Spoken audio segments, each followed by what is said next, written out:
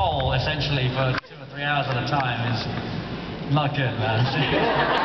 Shan't go into detail, but yeah, trust me. Oh, at the back in the middle. There. So what's the scariest thing that a fan has ever done? The what, sorry? The serious thing. Most seriousness? Scariest, sorry, I was like, thinking of a new word? We're Canadian, we do that. I like that, why not? The scariest thing. I don't know, I've had some people tattoo themselves with pictures or my autograph, which is a little scary. I always feel so bad for them, or their mum must hate me. And there seems to be a never-ending list of sexual innuendos with Harry Potter. Again, I'm not going to go into detail, but ruins, sticks, once, you can figure it out.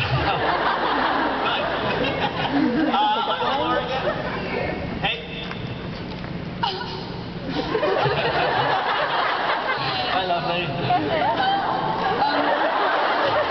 Michelle, what did you say to her to make her cry? This is kind of a stupid question, but could you say Potter one last time? Say one last time? That's very sad. Just like a bit of a Potter.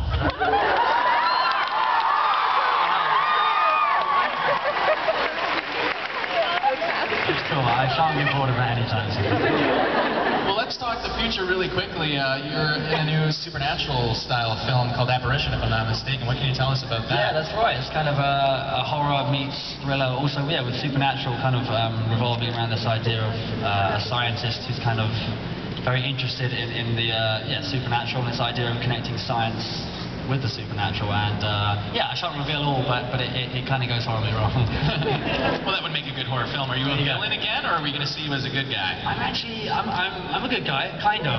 I'm not a villain. I'm not a bad guy. I play a kind of Captain Science dude who's the instigator of all the experiments. So without him, there would probably have never been the horror film. So in ways he's negative, I guess. Are you going to go see it?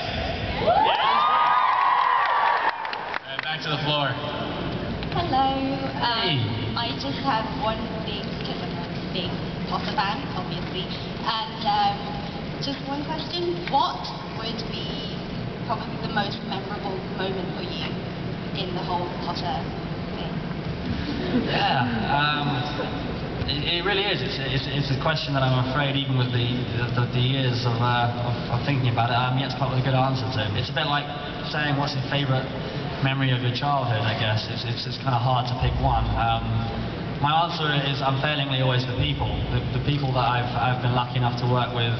Again, not just the cast that you guys know and love, but there's hundreds of crew members that were there every day that kind of raised me in many ways, because I was there as a very young kid. So I feel very lucky to have not only have these guys around me, but also to have their friendship still. Thank you.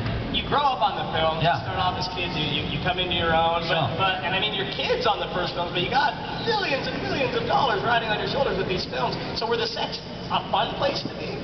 Yeah, always. We were very blessed to have Chris Columbus early in. He's the first director who took on the first 2 films, and he's kind of the ultimate guy with working with kids.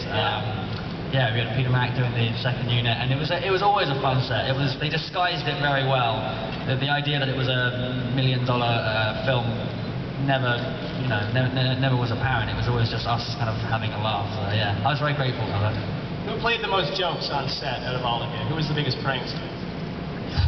That's a tough one. There were quite a few heavy ones. James and Ollie have got a reputation for it. The guy who plays the Felts, the Weasley twins. Matthew Lewis is known. Daniel was known for. I remember one of the early days on set, he changed my phone's language into Turkish, I think. As soon as it's changed into Turkish, you can't change it back. I don't know what language means in Turkish. So now you speak Turkish. Fluently. Got one right here close by. Hi, Tom. Don't test my Turkish. I recently saw Planet of the Apes, and I was just wondering, because you say a line from one of the previous Planet of the Apes film, it's in that house, but I couldn't really hear over the shrieking of the apes, so I was wondering if you could say it again.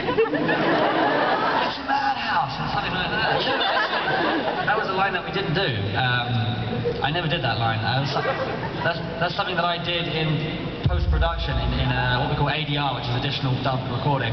And I had no idea that that was such an infamous line until the director said afterwards. He had a great habit of saying, forget the importance of this line and just say it how you would say it. And I would just say, fine, that's easy, I don't even know what you're talking about. So, it was good, and I was very honoured to take on some of these infamous lines. I hope I did them justice. Something interesting happening here with the sign and everything. What's about to happen?